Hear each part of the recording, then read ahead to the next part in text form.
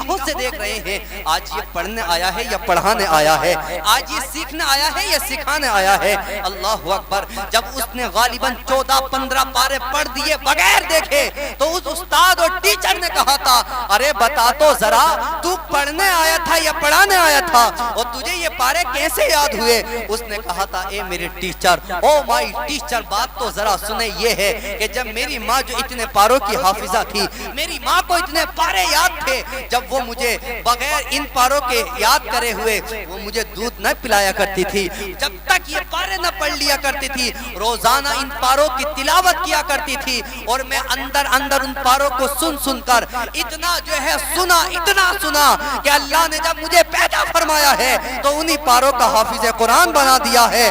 یاد رکھیں جب ماں قرآن پڑھتی ہے تو بیٹے کو اللہ حافظ قرآن بنا دیا کرتا ہے۔ یہ ہے ماں کی تربیت کا بدلہ۔